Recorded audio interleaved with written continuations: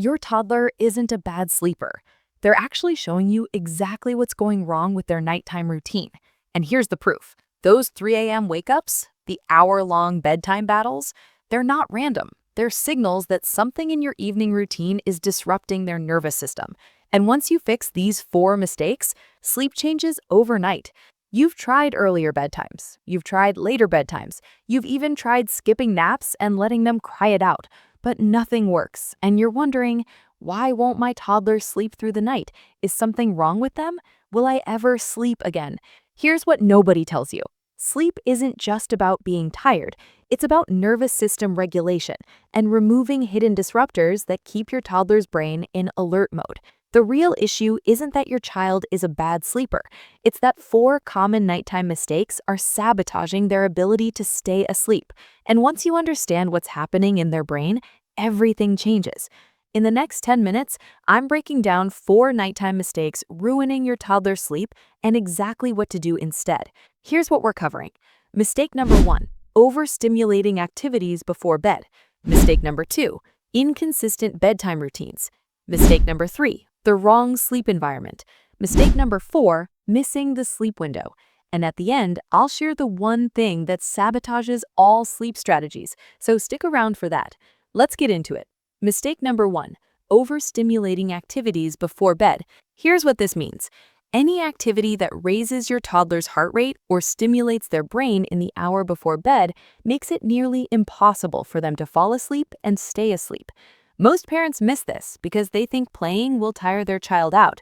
But when you see your toddler getting wilder as bedtime approaches, that's your clue their nervous system is in fight or flight mode, not rest mode. Here's a real example.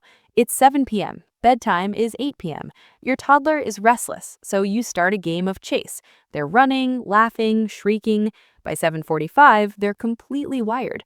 You try to transition to bedtime, but their body is flooded with cortisol. They fight sleep for an hour. They wake multiple times overnight. Their nervous system never calmed down.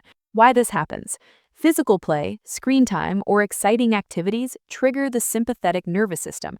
This is your toddler's brain saying, I'm not safe to sleep yet. What to watch for? Your child gets more hyper as bedtime approaches. They resist bedtime even though they're tired. They wake frequently after active evenings. Quick action tip. Switch to calm activities in the final hour. Puzzles, books, quiet play, bath time. This activates the parasympathetic nervous system, signaling it's safe to rest. Mistake number 2, inconsistent bedtime routines. Now this one surprises people. Your toddler's brain craves predictability, especially at bedtime. Consistent routines trigger melatonin release at the same time every night. Here's what this looks like. Monday, you do bath, books, bed. Tuesday, you skip bath because you're running late. Wednesday, you read books in the living room. Thursday, bedtime is 30 minutes later. Your toddler's brain has no idea when sleep is coming. The circadian rhythm can't establish a pattern. Sleep becomes a nightly battle. The science behind it. When routines are consistent, the brain releases melatonin at predictable times. When routines change nightly, the brain stays uncertain. When your toddler resists bedtime inconsistently, their brain is confused about when sleep should happen. Red flags to recognize. Bedtime is a battle some nights, but not others. Your child falls asleep easily on certain nights with no pattern. They seem confused when routines change. Quick action tip. Create a simple 3-step sequence that happens the same way every single night. Bath, pajamas, 2 books, lights out. Same order, same time, same place. This shifts your child's brain from confusion to anticipation. Mistake number 3, the wrong sleep environment. This is where many parents get stuck. Light, temperature, and sensory input directly impact sleep quality. Environmental cues are either supporting or sabotaging melatonin and deep sleep cycles. Real scenario. Your toddler's room has a bright nightlight. The temperature is 74 degrees. There's a sound machine playing ocean waves. Street lights shine through curtains.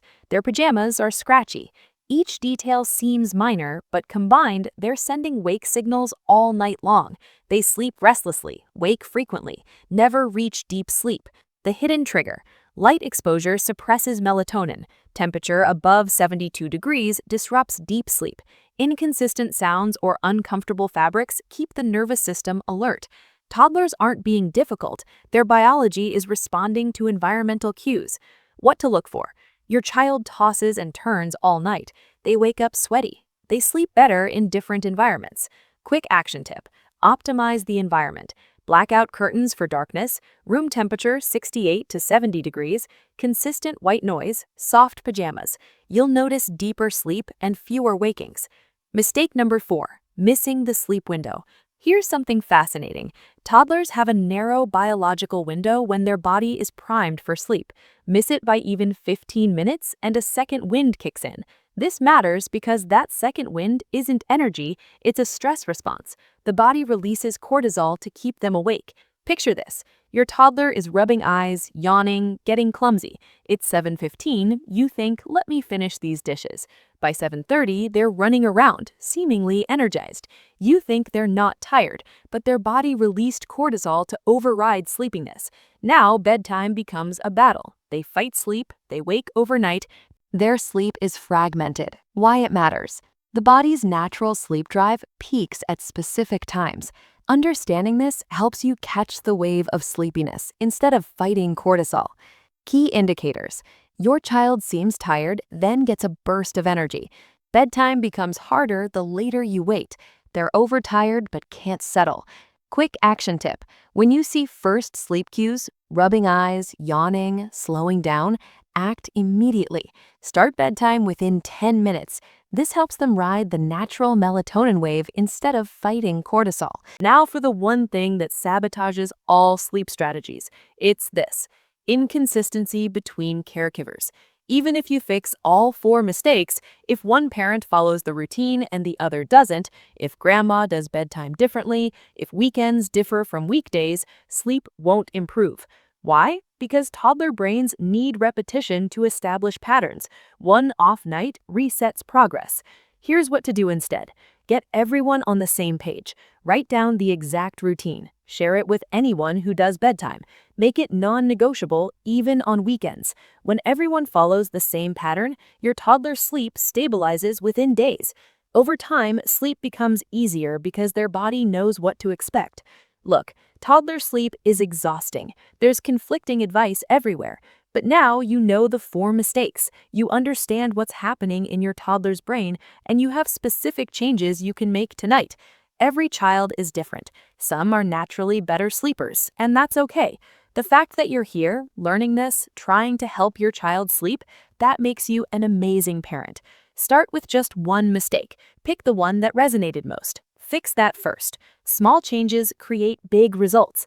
If this helped you, hit that like button. Subscribe to Parenthood Unlocked for more evidence-based parenting strategies. Drop a comment. Which mistake are you making? I read every comment and I'll reply with specific tips. Thanks for being here. Thanks for prioritizing your child's sleep. See you in the next video.